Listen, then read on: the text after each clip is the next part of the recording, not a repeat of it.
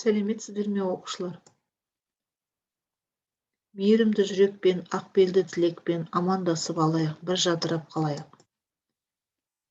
Бүгінгі сабағымыздың тақырыбы не туралы екенін білу үшін ребус шешіңіздер. Жауабы робот.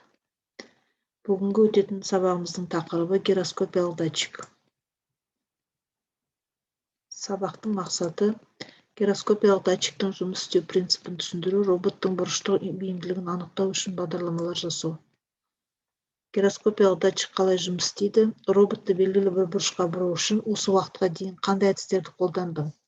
Роботтың бұрыштық бейімділігін анықтау және оны белгілі бір бағытқа бұру үшін қандай программа жазу керек?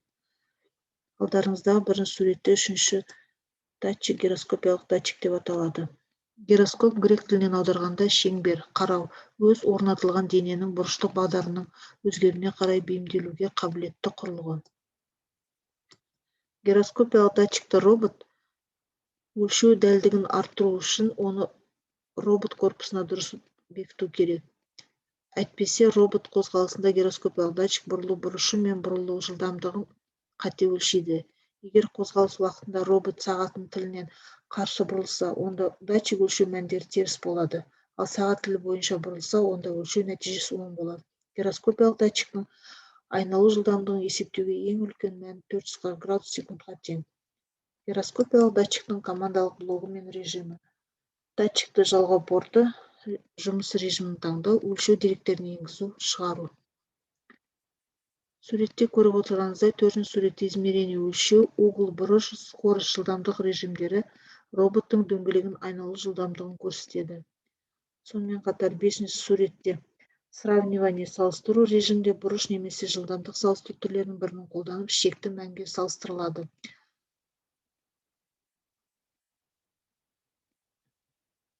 Практикада қолдану. Роботты тұрған орнынан 40-90 градусқа бұратын программа блоктарын құрастыр.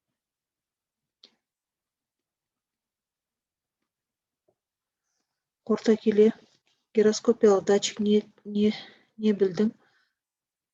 Роботтың қозғалысына гироскопиялық датчиктер қандай ықпал етеді? Гироскопиялық датчик басқа датчиктерден айырмашылығы қандай? Компьютерде орындайық.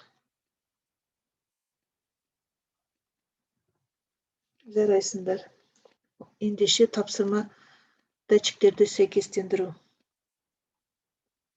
Инфрақызыл датчик, жарық датчигі, гироскопиялық датчик, жанасу датчигі, ультрадыбыстық датчик. Жарайсың.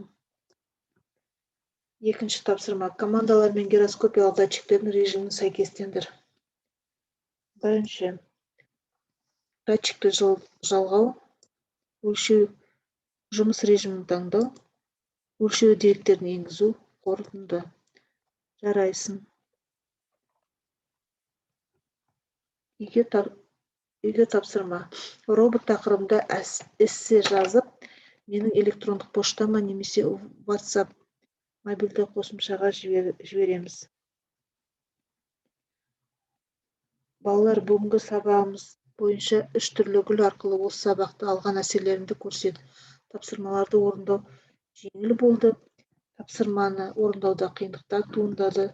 Тапсырмаларды орындай алмадым. Сабаққа белсенді қатысқандарыңыз үшін рахмет.